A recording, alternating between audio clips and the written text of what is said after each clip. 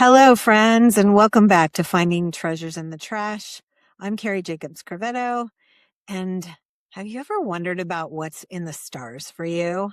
Or what signs you can read in life? Guess what? I have an amazing guest and friend with me today who is an expert. I want to welcome Vish Chatterji. Welcome.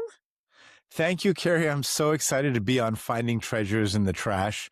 I've been watching your journey and your growth in this podcast from afar and from nearby.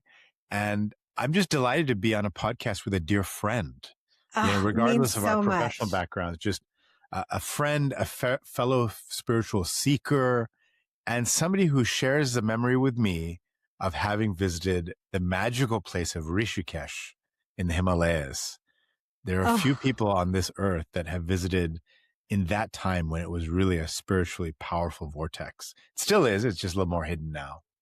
And we're going to get into all of that. I can't wait. And I couldn't be in more agreement, Vish. From the moment you and I met, there was just a heart lock. I feel like in our soul calling. And so it's such a pleasure for me to have you here. But I want to tell people a little bit about you and why I love you so much and why I'm so excited for your journey. We share a little bit in common in that we and you were in the corporate world. You had a lot of success, which I'll let you share. You were in engineering and marketing, and you rose through the ranks. You did big companies and startups. And then, like me, you had a moment in life, and that moment led you to a big change. And now you are a Vedic astrologer. You are an executive coach. You have written 2 books. You have a brand new podcast out that's doing very well called Bending the Light on Magic Thread Media. And most importantly, you're a great husband and a dad. And so I just want to, with all of that, I want to just align. I really share so much in common with your journey. Oh, thank you. So I thought we could start there.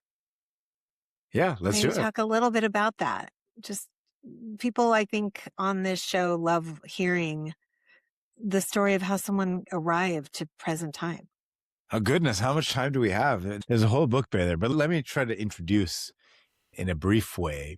So I never in my life imagined I'd be a Vedic astrologer. It just seemed like way out in the stars, right? I grew up in an Indian family, and my Indian family from Bengal, we were quite religiously inclined. And you could say the Hindu religion has a big spiritual component to it. But I grew up in Hong Kong. So I grew up in a westernized environment in Asia. So Hong Kong was a British colony. And even though it was a British colony, Hong Kong just aspired to be American. They loved America. So we had this sort of view of American culture, American life. My dad always said, one day, son, when you grow up, you must go to America. That is the land of dreams. That's the place to go. So as a little boy in Hong Kong, I always had this vision that one day I would go to the US. And when I was 4 or 5 years old, I knew the US to be a land of cowboys. Because I watched cowboy movies, and I was like, it's the Wild West, and they walk around guns on their hips, and they have a shootout, and then whoever wins gets to win. But, when I was a kid, I saw in Hong Kong a lot of men, especially men, because that was the working world in Asia, in dark business suits, wearing suits and ties. And I thought to myself, when I grew up, I want to be one of those powerful men. I'm going to be a powerful executive wearing a suit and tie every day and commanding the world. And here you were, you're working in automotive as an engineer? As an engineer, an engine engineer. I was an engine calibrator. And because we were working on Mustangs, Ford Mustangs specifically, we used to drive these Mustangs across the desert where we get fast roads, but also the desert heat. And in our group, we were called the Calibrator Cowboys. So you made your dream come true. We're Calibrator Cowboys riding Mustangs in the desert, but they're Ford Mustangs, and we're doing the engine calibration and trying to get more horsepower out of the engine. And a horsepower is a word that came from horses as the main mode of transport in the old American days, right? I love it. So you came full circle. You kind of fulfilled your U.S. American dream of becoming a cowboy. So were you happy? Like when you were doing it, you said you're having fun, you're going about your life, you did the thing, you saw the people who had the shiny cars and the dark suits, and you're like, I'm going to go that direction. And I got that job, right? Because I got that job. And I wore a suit every day. So at Chrysler Corporation in Auburn Hills and at Mercedes headquarters in Stuttgart, the standard dress was a suit. So I wore a suit and a tie every day to work. And I got to drive some fancy cars. In fact, I ended up with a C-Class Mercedes through the employee deal. And so I was like, okay, I've arrived. Here I am. I've got it all. And it was really an incredible job, I would say. But I had, and we talked about this idea of a Samvega moment, and we'll explain what that is, but a moment where your illusion kind of gets punctured, right? You think everything's great and something punctures it. And I remember getting promoted to, there was like a band level in the Daimler organization. It was called band level 94, right? And once I hit that level, I was like, okay, how am I going to get the next level? And that was already a senior enough position. But the vice president of the product planning department said to me, he said, Vish, you got to put your time in. I put in 20 years before I got to the next band level, and you got to put your time in. And I'm like, I don't have 20 years in this one level. That seems crazy. I need to move faster than that. And I looked around me, and everybody at my band level was already 10 years older than me. So I was like, okay, I'm younger by everybody in that level by 10 years. How long is this going to take? I'm going to be stuck. Even though I love the work, I want some career progression, right? You talked about the Samvega moment. What is the Samvega moment? You talked about it's like we pierce the illusion, the veil of illusion, right? So our lives are going on and we have the status quo, and the Samvega moment comes and it pierces the veil of illusionment. And we wonder, hold on a minute, am I doing life right? Am I doing my soul journey right? Yeah, Samvega. So Samvega is a moment, it's a Sanskrit word that describes a moment where you feel like your world is falling apart. And I think we all go through that. You feel like everything you thought was the steady, predictable, dependable world of yours just collapses around you. And you have a moment of sort of desperation, dissolution, disillusionment, all of that.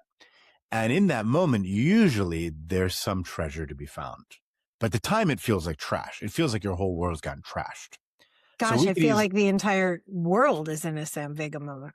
Yeah, like right. currently, we're in this global disillusionment phase, Yes. but also on a personal level, we're feeling it. And I Yeah. know these moments too that you described, Vish, because I feel I was going along too in my career, and I'm of Lebanese descent, and my dad said, you should be a teacher or secretary. So I was very much about, I'm wearing the suit, I'm getting the car, I'm proving him wrong, I'm fighting the masculine archetype.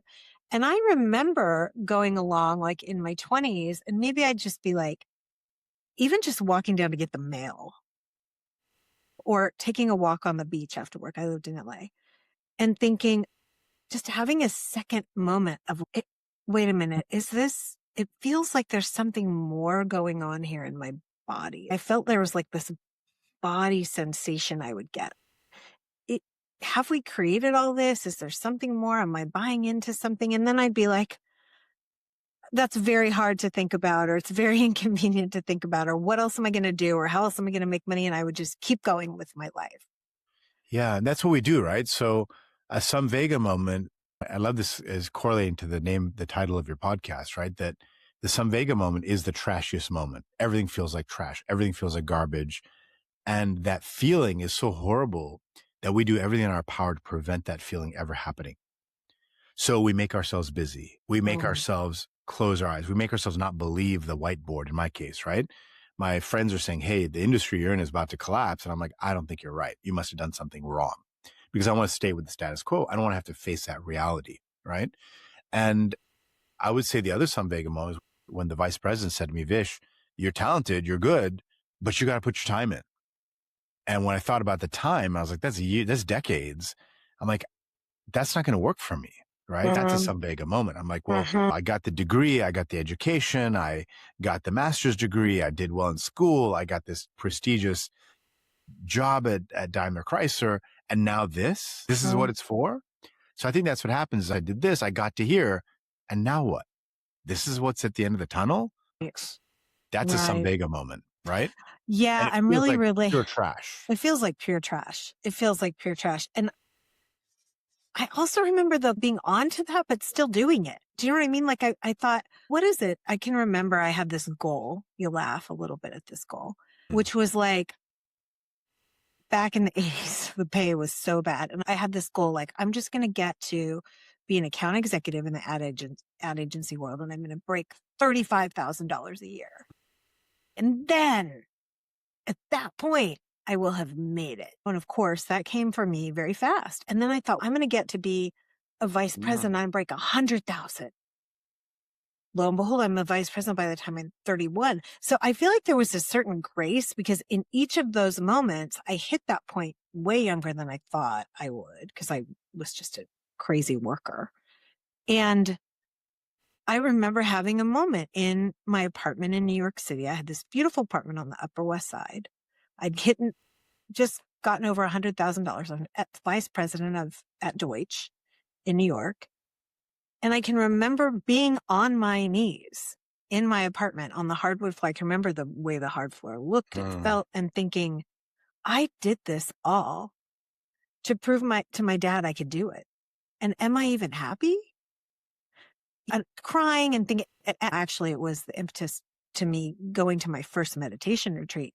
But I also didn't really see a way out. I was like, I'm here now. What do? I just got to keep going. Now, I had that interception of going to a retreat and it started my spiritual practice, thank God. But I think that's a Samvega moment, right? Yeah, it's definitely a Samvega moment. And what you're describing is how smart people find a way to avoid having to face that. Just set a great goal, right? You know what? I want to hit 100K and I want to hit vice president.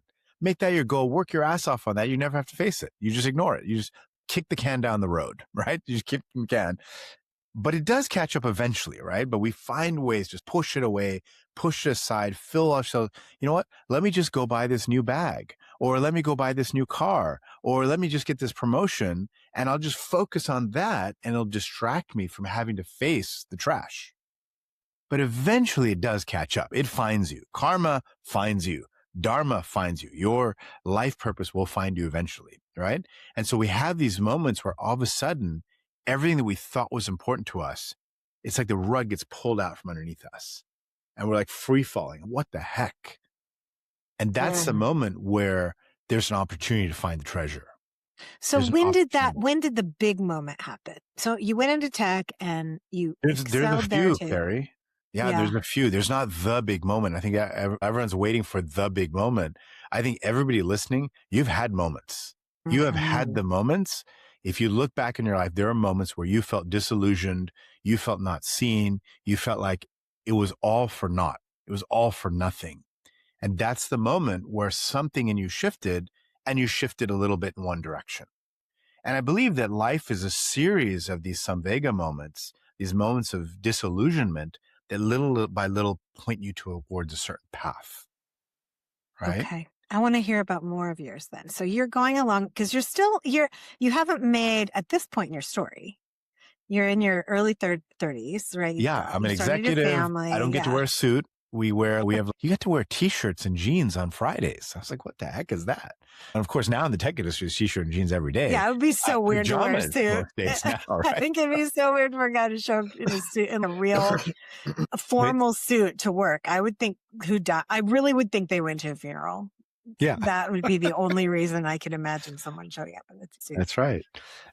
So I think what happened was I had a really successful time at Belkin, and I ended up creating a division at the company, a very successful division. It's a $200 million a year division. We hired people, we built up a business, we got amazing placement of product at the big retailers. And at the end of that, I thought, wow, this is going to be great. And then all of a sudden I got plucked to lead another group that was failing. And that sucked, right? So this was another Samvega moment, but I didn't have a choice because they're like, you either do it or you're not in the company anymore. What'd you do? What's that? Did you stay? I took the deal, but I really turned things around, and that gave me a lot of accolades and a lot of recognition. And another company picked me up from that. They recruited me out of Belkin. They said, hey, you're really talented. We want you to come run product innovation for us. And it was a company called Universal Electronics. And that became one Samvega moment into this great tech company that was struggling. And I joined in 2.5, 3 years of leading the innovation charge. We quintupled the stock price. It was tremendous. So again, a great ride, a treasure that came for me financially as well as professionally. But at the end of that journey, again, the CEO asked me, to be, he said, okay, we've hit our numbers. We've hit our great quintupling of the stock price. We've all done really well. We can tone it down now, Vish. We can get back in the box. We don't need to be so out of the box. But I had another moment. I was like, wow, it's all for this. Here I am about to go into the highest levels of management, and I'm being asked to basically say yes and think in the box more. I was like, I'm not wired for that. That was probably one of my major Samvega moments where I said, enough is enough. I can't be in a corporate structure. I don't work this way. I think the startup is the way to go. And so like you, Carrie, I jumped into a started up a tech company in the Internet of Things days, IoT, and built up a little company that was trying to make revenue and out for fundraising. And I was like, okay, here I am again. I'm back in it. This is great. I love it. I'm busy. I'm fundraising. I'm talking to investors. I'm meeting all these Sand Hill Road up in Northern California, in San Francisco area, Sand Hill Road, all the big VCs. We're a promising, exciting startup and all the pitch competitions. I'm building product. And then another Samvega moment because the lead investor at the last minute pulled out. And the board also came in and said, look, you can't keep running this company with this co-founder of yours. I had a very difficult co-founder. He was a brilliant guy, super smart, but just rubbed every investor the wrong way. And the investor said, look, you got to get him out of the company and restructure it because he's not good for this. And we won't fund you if you keep him on board. And I was so disillusioned with the investor issues and the dynamics and having to fire my co-founder and go through this legal battle with him. So painful. And out of the blue, somebody reached out and said, hey, Vish, I just got a promotion to a VP of product at this big company, and I don't feel like I know what I'm doing. I'm wondering if you would consider coaching me. I'm like, what is coaching? There's that word again. And so I Googled coaching and I found some stuff. And so I made an About Me page. It was about.me. It was like a single web page that showed what a great coach I am. I just made it up. I put it on there. Okay. For those coaches out there, do not make up your coaching page. Yeah. But when you're an entrepreneur, you do what it takes, right? So somebody's we're going back interested in time customer. Here. The customer wants to know if you have product. And you're like, yes, I have product. So you make up a mock-up. Yep. So I made up a page. And this individual showed it to their HR department, showed the CEO, and I got hired as a coach. So I was like, great, my first coaching client. So were you still at the startup at the time? And so now you're coaching on the side. So you kind of did a side hustle. The startup misery, every misery of the startup, but then this coaching thing's appearing out of this whole thing. And then this client I had ended up referring me to somebody else and referred me to somebody else. And all of a sudden I had 4 or 5 coaching clients, all paying decent coaching rates with my little one page about me of what I do as a coach. And then this misery of the startup. And I was like, what am I doing here? I love this thing. I'm enjoying this human to human interaction, helping people think through leadership challenges in whatever way I was doing. And I'm a former executive. I have an MBA. I'm not totally zero when it comes to coaching. I've mentored and led lots of people. But then I was like, I got 4 or 5 of these clients now. I owe them some kind of training and coaching. I need to do something. And I'm a heartfelt person. So I Googled heart and coaching. And I came across the Berkeley Executive Coaching Institute, some article I think the New York Times wrote on heart-centered approach to coaching. And I was like, that's what I need. And I Googled them. I found them. I got a phone number. I called it up. Our dear friend, Jennifer Kalashu, answered the phone. Hi, Jenny, if you're out there. Yeah, Jenny, if you're listening. She answered the phone. And I said, this is what I'm thinking of doing. I've got these coaching clients. She says, we have a program starting in 3 weeks. Do you want to enroll? I said, I'm in. And so 3 weeks later, I arrived at the Berkeley Executive Coaching Institute and learned that what I was doing with my clients was not coaching at all. I was advising. I was mentoring. I wasn't really asking the deep questions that Berkeley's training taught me. And I'm just glad. Can I just interject? Yes. I'm really glad you're bringing this piece up. I wasn't sure where this story was going. I don't know if we got into this detail before of you putting an about.me page up that you were a coach, but it's a sore spot a little bit for me and for a lot of coaches because mentoring and advising, and if you're looking for a coach, this is not, people may be saying, just tell me what it is I need to do. But in heart-centered approach and in real coaching, the person you're coaching is being led to think and feel their own way through it, which is a very much a skill that has to be trained. And the idea that you can just tell someone and it will stick, maybe it will stick for that one particular problem, but the chances of it sticking over time are not as high. And so I just want to highlight this moment of what you're saying, which is you can be great as a CEO. You can be great as a leader. You can be a great mentor. You can show people the way on your team, but to actually do real, long lasting, heart-centered, depth-centered, somatic-centered coaching is it's a different skill set altogether. And I got real world data to prove it, right? Because I had those 5 clients before I went to Berkeley's training. I did the training, and post training, as I got through it, I noticed a completely different way that I showed up with those clients. They noticed a difference, and they progressed in their career. Almost all of them ended up getting either promoted or moving to a different role that was much more suited to them at a more senior position. So I think I learned that, and this is where the yoga world and the coaching world sort of coincided for me. Because one of the things Berkeley asked is, what makes you different as a coach? What makes you different as a coach? What is your unique thing?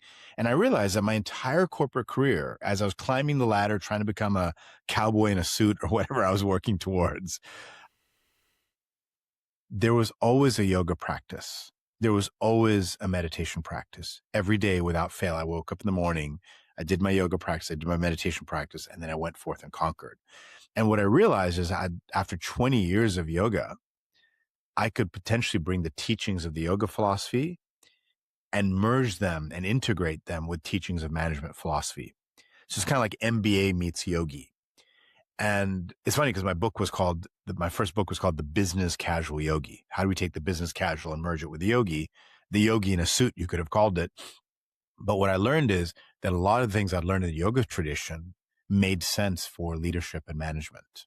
And so that was my discovery from Berkeley Executive Coaching, is I'm an East meets West coach.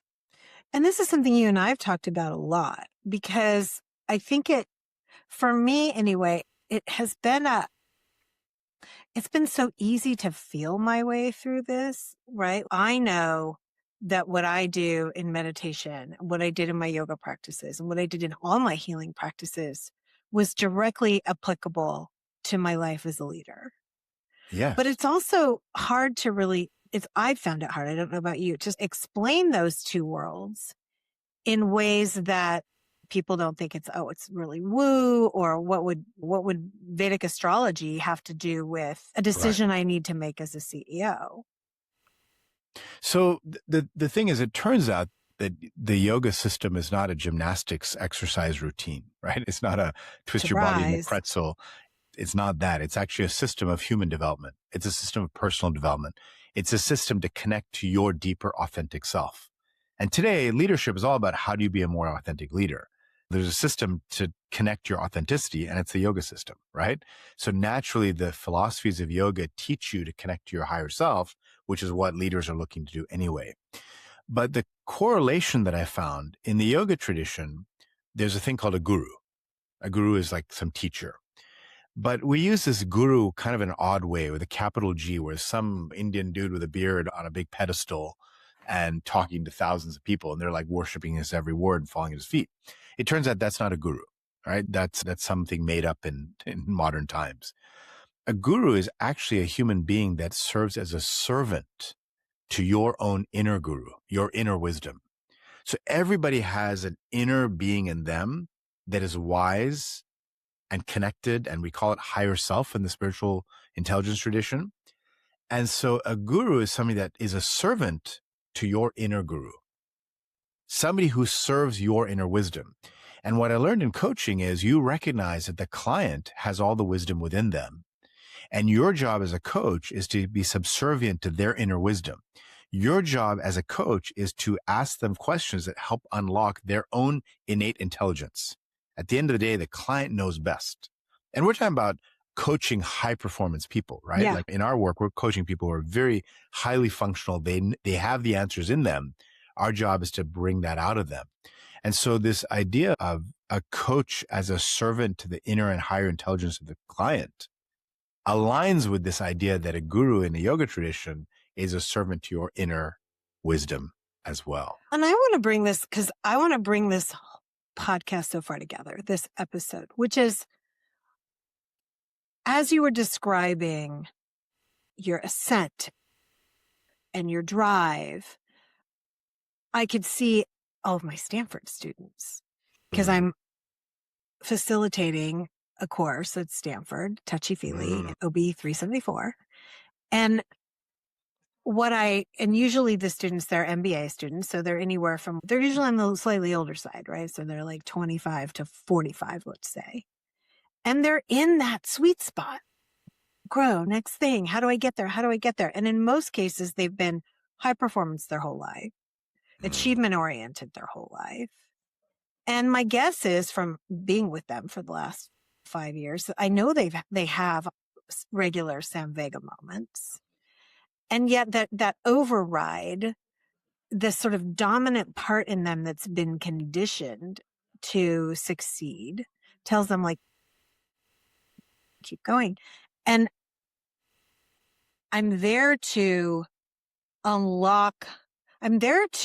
facilitate their ability to win, but I'm also there to facilitate a deeper level of inner wisdom that when we're skyrocketing, oftentimes we just aren't listening. But sometimes we need that journey, right? So that's the thing, is people sometimes ask me, they're like, if you had astrology or you spoke to an astrologer, would your journey have changed? Would you have done something differently? Now, what's interesting is when I look at my astrology chart, those moments, they're very specific markers in my birth chart. They're timings. So there's kind of time and place for everything. You have to go through the completion of certain journeys or completion of certain chapters in your life to get to the conclusion, right? It's when you're reading a book. If you skip a bunch of chapters and go right to the end, you don't quite get the ending. You don't get the point. You have to go through the chapters because they build up and they serve the future chapters. So every chapter of my life, it served the next chapter. And had I shortcutted the chapter, it wouldn't have served in the right way and I wouldn't have got the right lesson. The reason I can sit with a senior executive now and talk about an acquisition of another business is because I've done that. And had I cut my career short, I wouldn't have had that experience of acquiring a business. Or when it's managing a team or managing a global cross-functional team, had I not had that experience, I wouldn't be able to counsel in the same way, right? So I had to go through those experiences. So none of them deserve being shortcut. But I do think it's important to find a way to always be a little bit witnessing of your journey. All right. So you're in the journey, you're running the rat race, you're in the rat race. You may not have to cut it short, but take a moment and step outside and just notice, oh yeah, there I am in the rat race. There's some time to go. Okay. And then get back into it. And that's what your daily spiritual practice does. A daily meditation, a daily sadhana, we call it in the yoga tradition, some daily connection to your higher self. That daily sort of moment to recognize, okay, I'm in this.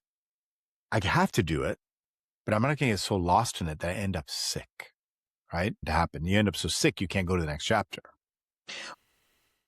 I'm sitting here at the precipice of two questions, and I think I'm going to go with the question about astrology, because I want to understand when you brought that in, because now you're coaching in the story of Vish's life up until now. Yeah. You're coaching, and you've recently, I think, you correct me if I'm wrong, really reconnected with the Indian parts of yourself, with Vedic astrology. And so I want to bring that a bit into this episode, because it's something I carry with me when I think of you, is how you've almost found, I want to say it's like parts of your soul that you've reintegrated, lifetimes and lifetimes of your soul, now into your current work. So I guess my first question is, what began that part of the journey? What part of you said, okay, now I'm going to look at astrology of all things, Indian astrology, and then I'm going to go back to India and start like unpacking a little bit more of who I am? So that Berkeley moment of what kind of a coach are you? What makes you unique as a coach? And this idea of East meets West. For me, East meets West meant yoga philosophy meets MBA leadership. And that's how I approach coaching. And along the way, I decided to go and study yoga in a deeper way. So I went back to India. I went to Rishikesh, where I've been traveling for many times over. But I went to Rishikesh specifically to do a yoga teacher training. Like, if I'm going to talk about myself being a yoga expert, let me do the teacher training. So I did the 200-hour, went to the Himalayas, stayed in an ashram, did the very traditional approach to learning yoga. And when you do a decent yoga teacher training, you're going to come across Ayurveda. It's a mind-body medicine system. And I was intrigued because Ayurveda understands each human being as a unique individual and prescribes a certain diet, lifestyle, routine based on your particular mind-body constitution. So it categorized and individualized medicine in some ways. And I found it fascinating because I thought, you know what, I want to learn this deeper. So I took some deeper studies in Ayurveda. And in Ayurveda, you understand the disease progression based on the individual unique nature of a person. But I was like, what if I applied that to leadership? Because in Ayurveda, there's a fiery type of person, there's an airy, creative type of person, there's a stamina, stable, counseling kind of person. I was like, these three archetypes, and they're called Pitta and Kapha, these three archetypes are used for disease understanding. But what if they use them to understand leadership? And That's so so cool. I never knew that. Now I got to know, what am I? yeah, so I would literally Am I show up. like the fiery one? You probably Am I have a like, combination of the fire and the earth, right? I love it. So what I would do with my clients, as I learned about Ayurveda and I got deeper into it, I came up with a questionnaire. And I would give the questionnaire to my clients. And executives love questionnaires, right? It's like Myers-Briggs type indicator, disc profile. What else is there? Strengths finder, archetypes at work. There's so many now. But I was like, look, I got this Ayurvedic thing. They'll tell me if you're a fiery leader, an airy creative leader, or an earthy grounded leader. And based on that, I can make some assessments and I can say, here's the type of leader you are. Here's where your risks and vulnerabilities are. Here's where you boil over. Here's a right diet and lifestyle to support the type of leader you are. So if you're this type of leader, great that you know about your leadership tendency, but here's a lifestyle that supports that type of leadership so you don't get out of balance. And so I would give this questionnaire. But in most corporate settings, you are rewarded and promoted if you're a fiery type of leader. We have an English word for that, a type A leader. So everybody wants to be type A. Everybody chooses and almost changes their personality to be type A when it's not their natural leadership style. That's so interesting. So I would give my questionnaire and I'm seeing in front of me a creative, airy type of leader, but the questionnaire is coming back fire. Because they want to be known as somebody who I'm is fire. Excelling, right? Yes. I think I naturally was fire, and there was a shadow side to that. That's how finding treasures in the trash. That's the whole work that I do now has been born from the shadow of the fire. And I spent a lot of my time as a leader regrounding that earthy part. But this is so fascinating. And so this is how I'm bought on it. Because how did it get to astrology?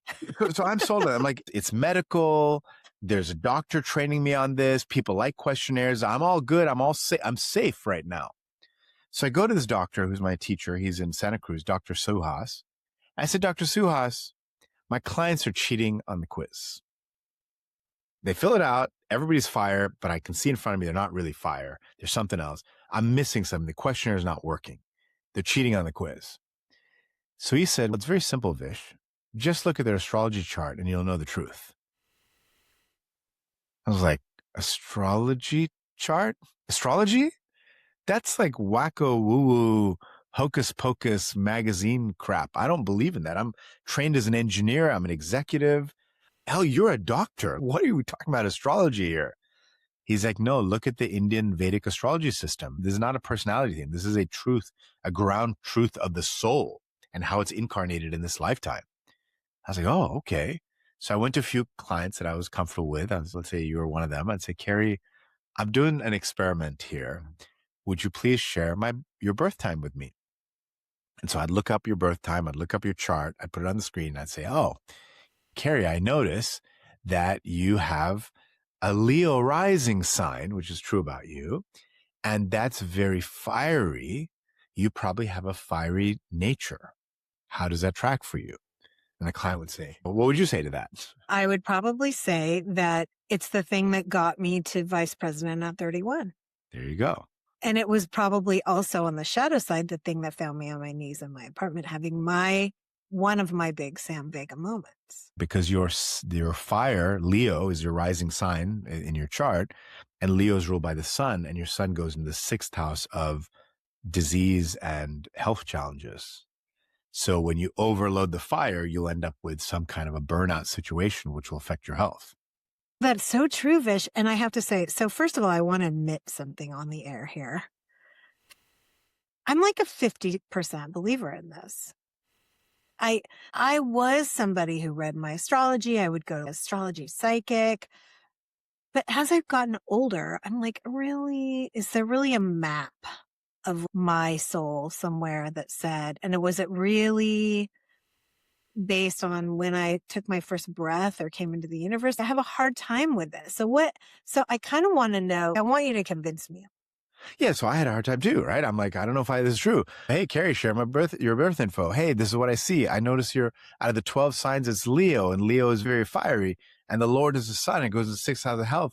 Did you burn out? Did you have a fiery event? You said, that's so true, Vish. You just said it on air. You said, I did. So I can true. tell you what it was. And I started having, my heart started skipping. Yeah, and I started having pre-ventricle contractions, which was where my heart got so ahead of itself. This is hilarious that I'm saying it now out loud. My heart got so ahead of itself because I was running so fast that it would skip, right? Because it was trying so, and as soon as I slowed down and changed my career, I barely ever get them. And it was happening all the time. So yes, I did. That did happen. And just not to get too technical, but the sun is in a very specific sub-constellation called Dhanishta. And Dhanishta is symbolized by a drum, and it's all about beats. And the sun is the powerhouse of everything. The sun is like our heart in the chart. So your chart communicates to me that there was some beat issue with the heart, with burnout. And so it's things like that where I start to think, oh my God, how does that happen? Because I'm gingerly asking a client and they're literally talking to me and explaining. And I'm like, oh my God, I see that. It's so clear. Or I say something to the client and they say, that is so true. How did you know that about me? But okay, I'm going to still be doubter for a minute. So as a scientist, as an engineer, it's that feedback after 8-10 clients where I say something, they say, that's so true. How did you know that? I'm like, wow, there must be something here. But was there ever a part of you that said, am I like backwards? Am I proving backwards? Am I backwards proving this by justifying whatever I've said? There's a lot of ways, words, we can twist them. And that's how I teach, right? So what I teach to my astrology students, I say, look, let's backward engineer everything. Find out about a person, look at the chart and see if you can see it all add up. And you keep doing that. And the more you do that, you start to get good at recognizing certain patterns. And then I meet people cold that I don't know anything about. And I say things to them and they're like, my God, that's crazy. How did you figure that out? How did you get there? And I'm like, because it's the same pattern. These patterns lead to this. These patterns lead to this. We do have certain things that lead to certain things. Now, you need a little bit of context, right? I can see, oh, the chart indicates a divorce for somebody, right? But they haven't married yet. So it's going to be an irrelevant statement to make at that point, right? So I'll say, hey, what's your marriage situation like? So I'm in a marriage. I say, how are things right now? They'll say, oh, it's actually really bad. Then I'm like, okay, that karma, that particular pattern is going to start presenting and that marriage is probably going to end, right? But when they're single, it wouldn't have made sense. 1 year in the marriage, it wouldn't have made sense for that person, right? So I need a little bit of context. But overall, with a little bit of context, all of a sudden I'm reading things. And that's when I started to realize, wow, there's a lot of power here. And my clients started saying to me, can you look at my chart again? Can you check this? Hey, I'm going through this really difficult time. I'm having, in their words, a moment where everything feels like I'm feeling disillusioned. And I'm like, oh, wow, the planets that lead to disillusionment are happening right now. And so I'm proving to myself that, wow, the system does really work. And unlike Western astrology, where you probably have to use a lot of intuition, Vedic astrology, you don't need a lot of intuition. They're patterns, they're dots. You add them up and it makes sense. So as an engineer, I became really intrigued. Wow, I can use this tool. And so now in front of a Myers-Briggs or a disc profile or a whatever archetypes at work, whatever the tools are, I've got the ultimate tool. I've got an astrology chart. I can figure out exactly what your strengths are, what your weaknesses are. SWOT, right? SWOT, strengths, weakness, opportunities, threats. I can figure out the timing of things, when things are going to happen. And if I can't figure it out, if somebody tells me what's going on in their life, I can root cause it. And I can say, hey, this is the root planet at issue here. And here's a remedy. Here's something you can do to shift the energy of that planet. And then I'm like, I can't believe I just said that. I don't know if it's going to work, but they go try it. And they report back in a month. They're like, oh my God, everything changed. All of a sudden that thing's not a problem anymore. And then I'm like, wow. So I'm getting that feedback loop over and over. And I'm realizing there's a real power here. It sounds like, okay, maybe I'm at 60% now, but I think I would have to go through it myself to prove itself to me, because I could tell what comes to mind to me is, oh, why am I just not manifesting that? Right? Because energy begets energy, I believe.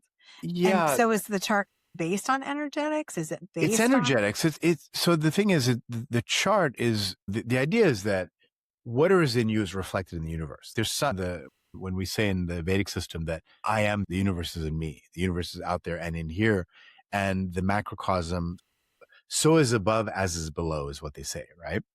So you are a reflection of the universe. And the moment you incarnate in human form, the pattern of where stars and planets are in the sky, they reflect the journey of that incarnated soul.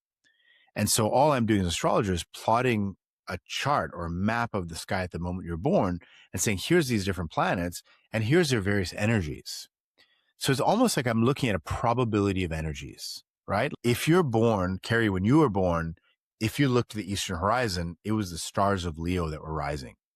Leo is represented by this lion that's the king of the jungle. Leo is represented as a fire sign that is fiery and a leadership energy. So your soul is given a boost of leadership energy in this lifetime.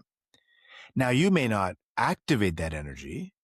You may choose to just avoid it altogether, but then you're not honoring the purpose of the soul, right? So it's a probability. It says there's a very high probability that somebody born with Leo on the eastern horizon as a rising sign is going to be a leader, is going to somehow be intrigued with leadership, be involved with leadership, or be a leader themselves, right?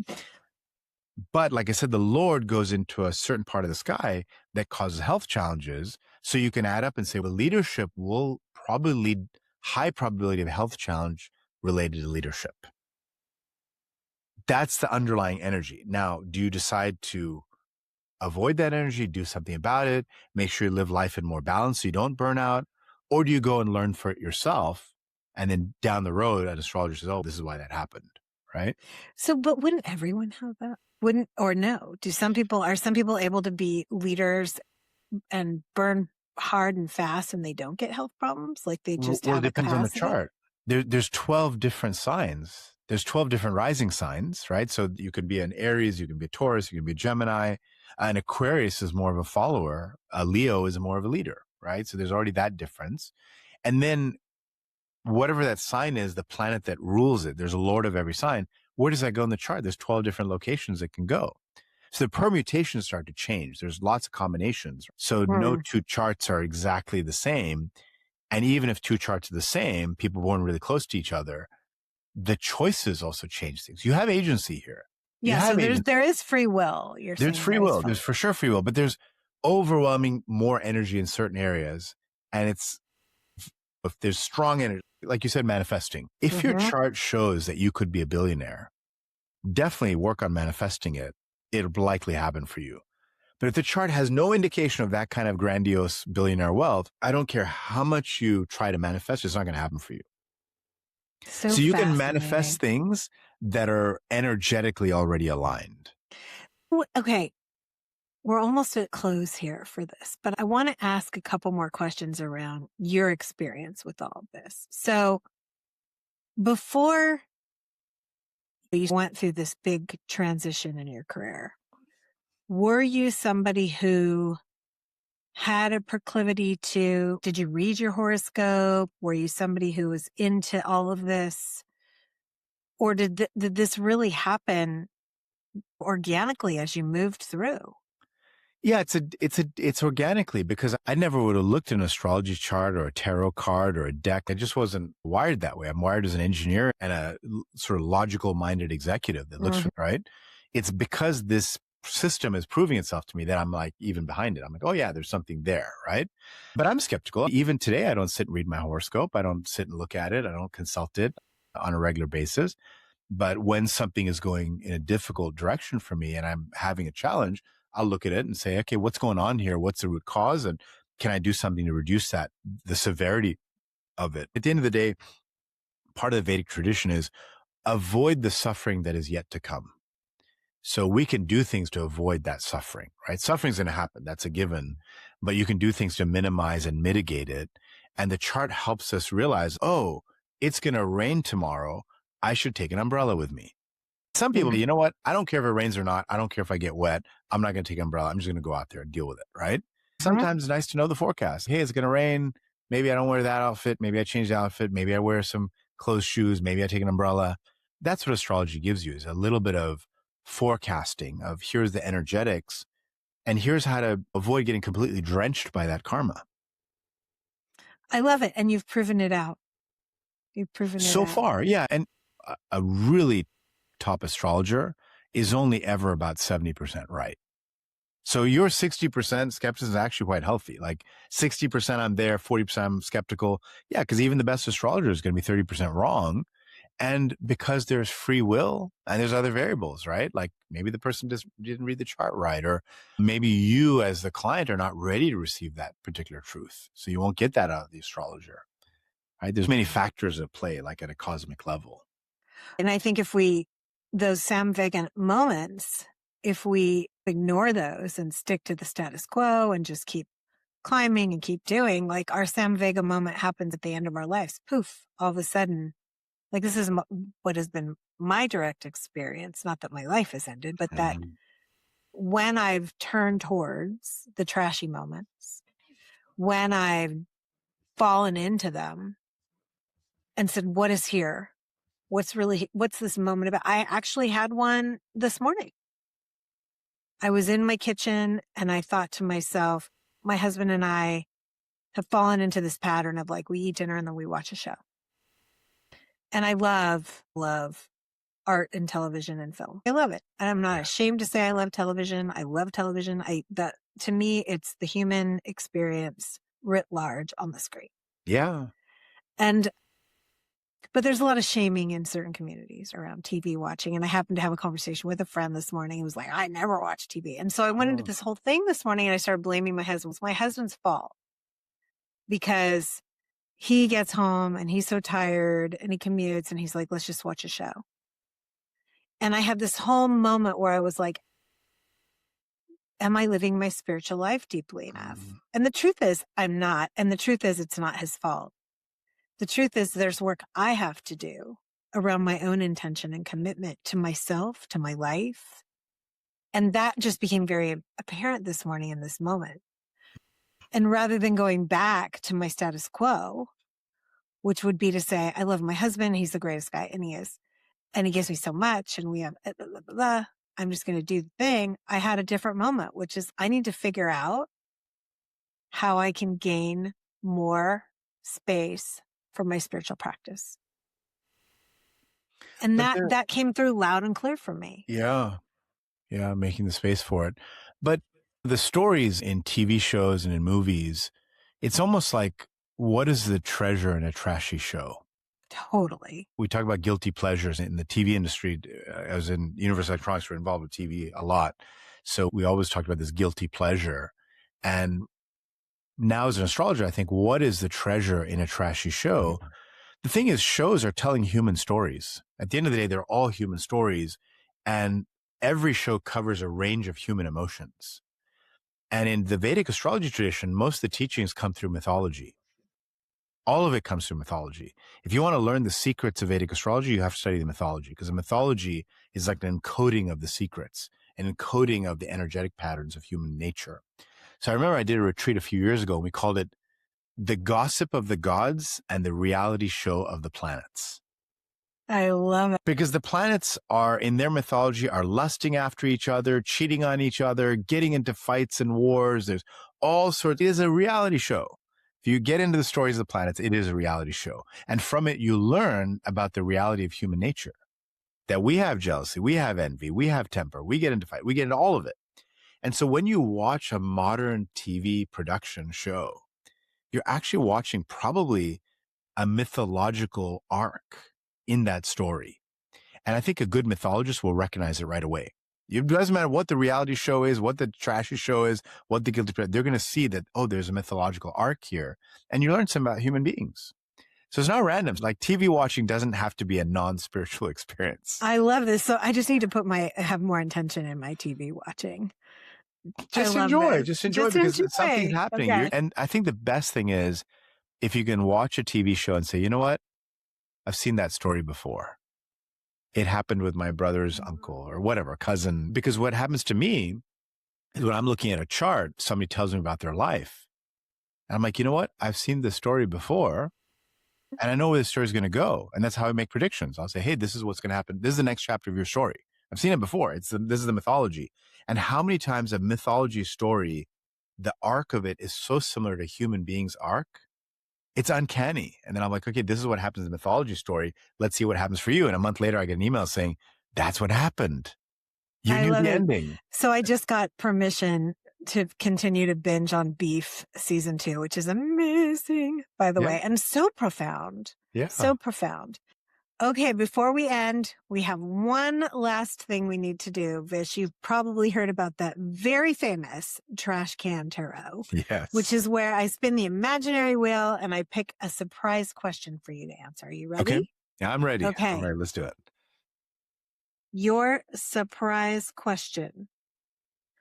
What question do you wish more people would ask themselves when they're hurting? When people are hurting, the question I would like people to ask more is really very simply, what is the bigger picture here? What is the bigger picture?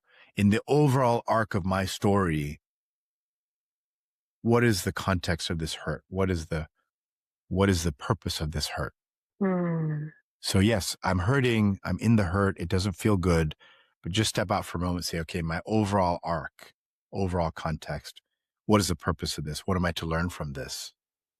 So taking that bigger picture view. What is the purpose of my hurting? Yeah. That's such a beautiful reframe. Vish, as always, it is so much fun talking to you. Vish can be found at vishchatterji.com. Also, what are you? 3 episodes into your new podcast, Bending the Light? One episode in. One episode in and another one coming out tomorrow. Yeah, another one coming out tomorrow. Exactly. Yeah. So there'll be, by the time this airs, there'll be 2 full episodes and 2 micro episodes. And you hit 1,000 downloads in your first week, which is amazing. You have 2 books out that you can find under Vish's name, Vish Chatterji, Chatterji. Yes. And if you're interested in doing some amazing executive and or leadership coaching with Vish using his East meets West approach, you can also find him on his website. My friend, so lovely. You're so kind. Thank you, Carrie. Thank you. I appreciate this time with you. It was very special. I don't know how we got where we got to. I hope everyone enjoyed, but it was really a step into a vortex for us. I love it. I love going into vortexes. We know that. Thank you, Vish. Thank you. If you'd like to continue the journey, you can find me at bravedirections.com, and there you can sign up for my newsletter. And I've created something called 5 Days to Truth. It's a complimentary 5-day meditation journey that helps you start gently digging into your own trash and discovering what's there waiting for you.